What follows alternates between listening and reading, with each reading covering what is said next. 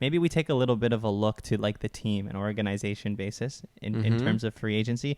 Let's talk about the biggest success and failure signings in free agency. Like, look, we don't ever want to say here and hope a player does bad, but maybe let's talk a little bit about who you like, one signing you think will turn out the best and one that you think will turn out the worst. And then after this, we can like discuss the biggest winners and losers of free agency. Okay. Should I start? Yeah, go ahead. My success or my failure? Up to you. Okay, I'll start with my success. David Perron to the Wings, I think, is one of the better signings. 2 years, 4.75. We talked a lot about it last week, so I'll keep it short. This guy just scores goals, and he's clutch, and his game doesn't really look like it's going to dwindle that much with age, just because of the type of goals that he scores. He's a perimeter guy. Also, getting him for 2 years was huge. He's also going to help out with guys like Raymond, and he's going to help them be better in the standings. I don't expect him to finish last. I think that all the bad teams in the Atlantic, quote-unquote bad teams, are actually like they've all improved this offseason, which is going to make for an interesting season. But, yeah, I like David Perron. 2 years with the Wings. I think he's going to be a pretty good ad for them. I hope they get into the playoffs. I don't think they will in his tenure. Yeah. Definitely not good enough. I mean, goalie wise, did they fix their goalie situation this year? Husso. They got Ville Husso too. Nedeljkovic isn't a bad goalie either. So we'll see. My signing that I think was the biggest success, and you convinced me of this last week, was Claude Giroux. Like, everything about this deal is just beautiful. It's beautiful. Point per game player, provides great offense. He's great on the power play, something that the Ottawa Senators struggled with last year. Now the first line unit is going to be insane, and the second line unit is also going to be great because someone's getting pushed down. I don't know who it is, but it's going to be someone, and especially because now they signed Matthew Joseph, who is going to play on that second power play. It's going to be just a great signing overall. I mean, he's one of the better defensive wingers in the league, and I think the biggest part of this signing, like you said, is captaincy experience. The Ottawa Senators are, like you said last year, like one of the youngest teams in the league. Third youngest team in the league, yeah.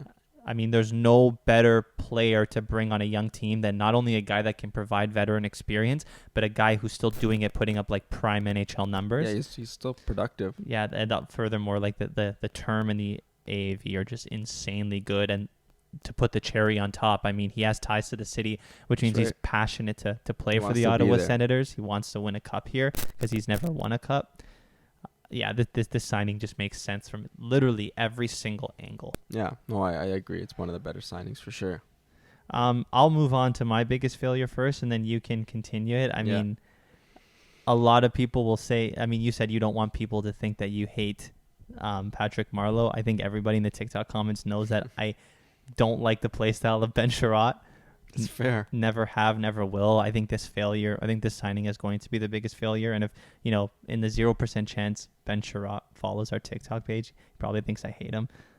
I love Ben Sherratt. I mean, he's just not the best hockey player in the NHL. No. I mean, this is kind of a blunder from Stevie Yzerman. I don't understand this. He has made great signing after great signing, value signing after value signing. His ability to draft has been impeccable, both on the Tampa Bay Lightning and on the Detroit Red Wings. I mean, and then you go out and just go on the complete opposite end of the spectrum and give one of the statistically worst defensive defensemen in the league 4.75, which is crazy AAV on insane term. I don't understand this. Like, I don't want to get into it again, but he's like the most overrated defenseman in the league. Yeah. And if you're going to go out and pay a defenseman that much money to let like Mo Seider learn under his wing, like bring a guy who's better than him. Yeah, bring someone who's actually good at the sport. Not only good at the sport, but better than Mo Seider, or like a player who has playoff experience. Like, what has Ben Sherratt done in his career in terms of like Stanley Cup abilities? Like, well, he made a cup run with the Habs, and then that's fair. Got cooked by Tampa last year. Yeah, I don't understand this signing as well. I mean, can you? I'm hard pressed to think that a signing that is worse than Ben Sherratt. Let's hear it. I don't think there is one that bad. I think Goodbranson comes close as well, but I have Mikheyev to the Canucks. I think it's identical contracts, 4 years, $4.75 million. This one it screams overpay because he's only scored 20 goals once, and that was last year. he hadn't cracked double digits in goals before that. Granted, I know he only had a couple of the seasons before that. There was injuries, there was COVID. Fine, maybe that's a fair excuse. But what I looked at is he shot 14.3% last year. That was a shooting percentage, which was double his career average before last year. So you can think of that. So you can think of that in two ways. You can think of that as someone who was maybe snake bitten the first 2 years and then now had a regular season where he was shooting league average, or he got really lucky and doubled his shooting percentage in a year. We'll see what the truth was over the next 4 years. I have a feeling that it was a little more that he was a little luckier this year. So I think if you're paying a guy almost $5 million, let's call it $5 million, and he's scoring like 10 to 15 goals, that's not really good enough. And he's probably going to be playing on your third line, which is expensive for a third liner. I don't know. I just think that was an overpay. People got it's. I don't even want to make this about Toronto, but the spotlight is in Toronto. Like, everyone knows about the guys who are playing well in Toronto, and I think that hype builds even amongst GMs, and they're willing to pay because they even get biased or they even get blinded by the fact that constantly hearing about these guys. So I think I don't think he's gonna produce as a $5 million player. I guess the silver lining is that he's a great penalty killer. He has crazy speed, which I don't expect to drop off very rapidly over the next 4 years. And he can, like I said, he can kill penalties and he provides you speed and forechecking, and he can score a goal on the penalty kill every once in a while. He provides value in other ways. I just don't think that makes him worth a $4.75 million player, but we'll see over the next 4 years if he's worth it or not. Like, especially from an organization too that's very cap constrained and has been plagued in their history with poor free agency signings, and like Louis Eriksson and like different free agency signings as well.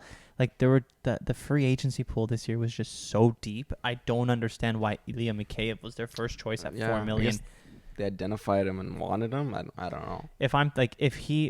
If they go out and make this signing in an Andre Palat kind of style where New Jersey realizes that they have FOMO and didn't sign anybody and now has to bite the bullet and overpay for a guy like Mikheyev, then I could kind of see it. But they signed him so early in free agency, it almost made it look like you're right. Like, this is the guy that they wanted. Clear. I think that's exactly what happened. I don't know. Maybe they know something we don't, or maybe they have an idea of how he's going to really fit in well and be worth that contract. But it's rare that free agent signings are ever like really worth it. They're always overpaid just by the nature of the way free agency works. But I don't know. Let's hope for Ilya and then for Vancouver fans that the signing works out. I just don't know if it will.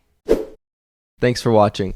If you enjoyed this video, please hit that like button and subscribe for more content, and find the link to our full podcast and all our socials in the description down below. Also, don't forget to turn on those notifications to get live updates on new videos that we release.